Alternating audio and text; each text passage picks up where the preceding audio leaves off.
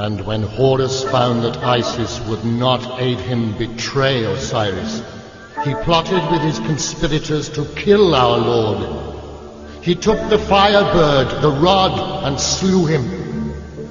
This is the first truth, and is the testimony of Baphomet.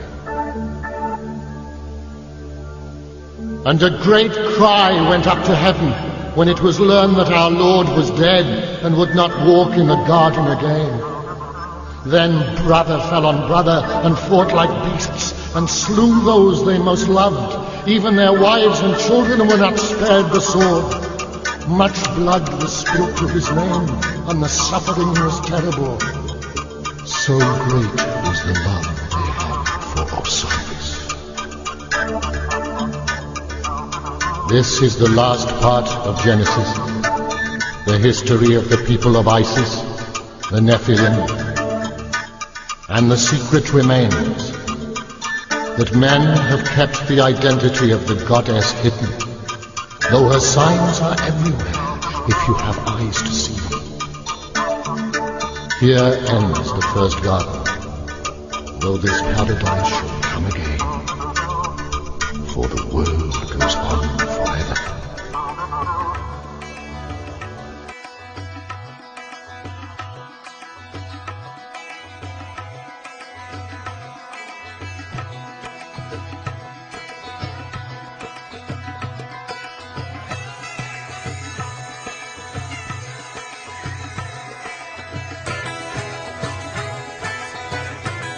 One scientist, I don't recall who it was, made an interesting comment that the universe is not stranger than you imagine.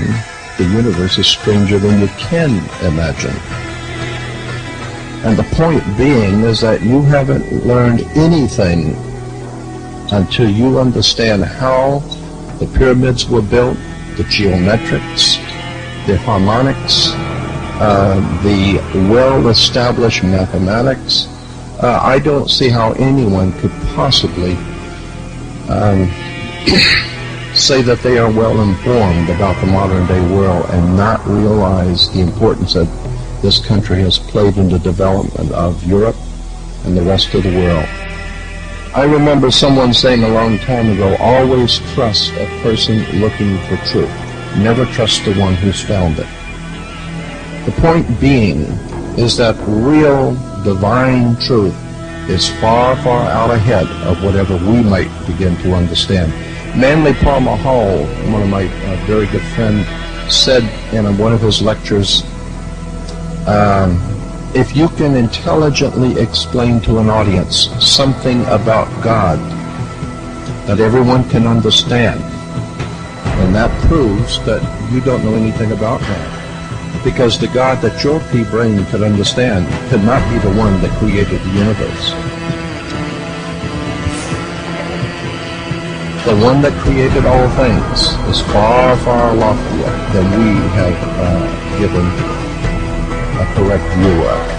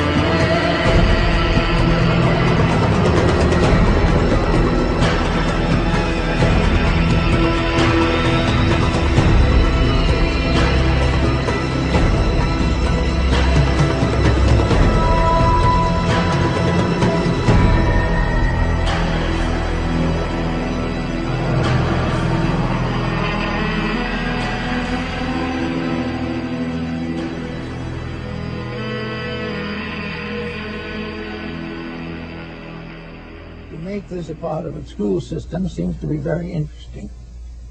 Now, I go back to Egypt, a very colorful country, for certain principles to discuss. In Egypt, the Egyptian was not born a citizen. This is interesting. When you came into the world, you were an Egyptian, but you were not a citizen of Egypt. You might have been born on the steps of the pyramid, but you were still not a citizen. This was because it was deemed that citizenship, mature participation in the labors of the state, required dedication, enlightenment, consecration, and, if necessary, self-sacrifice. Now, children in Egypt, up to around 15, 16 years old, wore a child lock of hair. It kind of hung down over the left eye and down onto the shoulder, a thin lock of hair.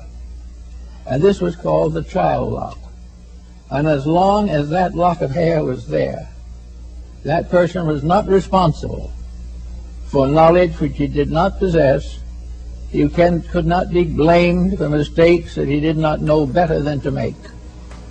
But there came a ceremony finally, and in the presence of all concerned, the priests of Thebes and Luxor and Memphis gathered together those who were aspirants to become citizens of Egypt.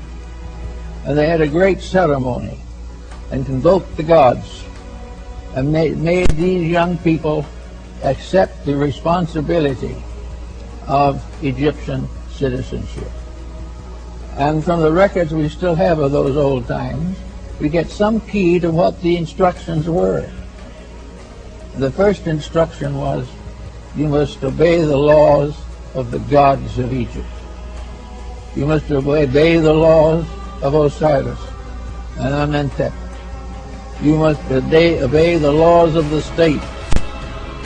Unless you are a true law abider, you cannot be a citizen. You had to be truthful, honest in your weights and measures, kind to those in need, helpful for the forlorn and the sick, forever charitable.